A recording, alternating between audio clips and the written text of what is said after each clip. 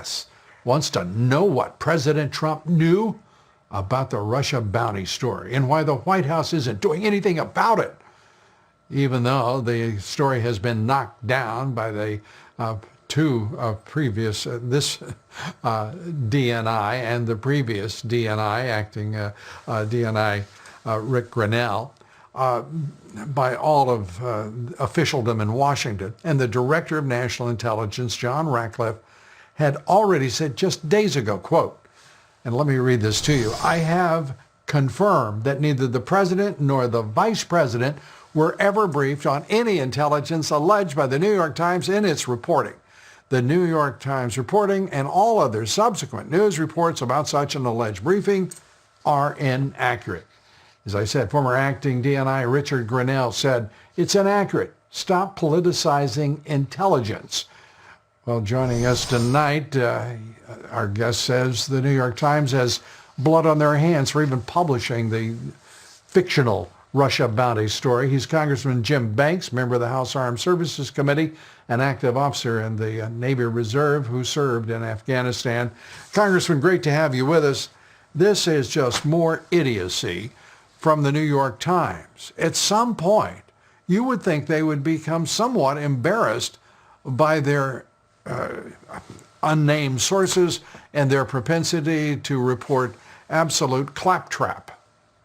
You would think so, Lou, but obviously not. This is a despicable hit piece by the New York Times published on Friday with one clear intention, and that's to damage President Trump as we get closer to Election Day by rehashing the Russian-Trump collusion hoax narrative that the American people have grown so tired of. The Democrats, on the other hand, they took the bait. They jumped the gun on Friday, and it's confusing, as you've already mentioned, to keep up with them. On Friday, they were attacking President Trump because he might have known about it and he didn't do anything about it. Today, they walked out of a briefing and they're attacking him because he didn't know anything about it. It's confusing. It's hard to keep up with. It's despicable, and the American people have had enough of it. Well, just keeping a straight ahead look at True North. The New York Times is a left-wing propaganda arm of the Democratic Party, the radical Dems. They have given themselves over to pure nonsense. And by the way, if I may disagree with you on this, I don't think the American people are confused at all. They know what a silly, inept lot these Dems are right now. And by the way, if they want to rehash the idiotic Russian collusion story, I say bring it on. Do as much of it as you can, New York Times, Washington Post, ABC, CBS, whomever, because the American people realize that that was entirely a conspiracy to overthrow the President of the United States. It was Spygate. It was an effort to stop his candidacy and then to overthrow him when he won the presidency. And they were as inept at that as they are everything else. Then they tried impeachment. Why not? Let's bring it back. I mean, let everybody just wallow in what stupidness, has enveloped the entire Democratic Party. They're a silly lot.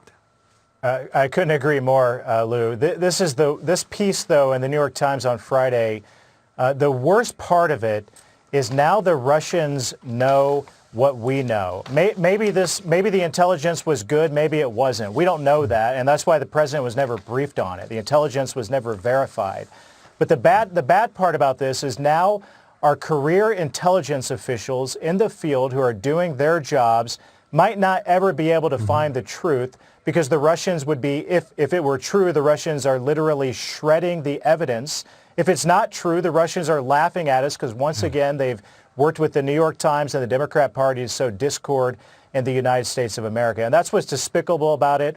For me personally, I served in Afghanistan, did 50 vehicle convoy missions outside of the wire during the time that these bounties were allegedly in place. That means the bounty was on my head, and that the Democrats and the New York Times have prevented our intelligence community from doing their job to get the facts and track this down so that we can hold those responsible accountable is absolutely shameful.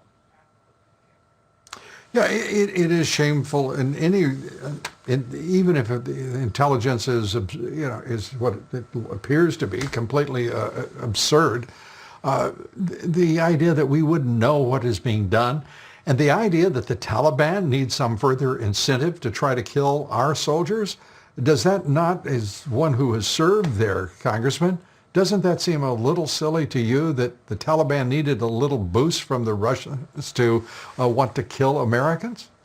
Well, we might not ever know because a leaker went to the New York Times. No, the New I York just Times mean on the published face a of story. it. But you're right. They don't need more incentive. But we might not ever know the truth because the New York Times published a story on Friday that revealed classified, sensitive information that was shared with them from a leaker. And that's what's so astonishingly wrong with this story.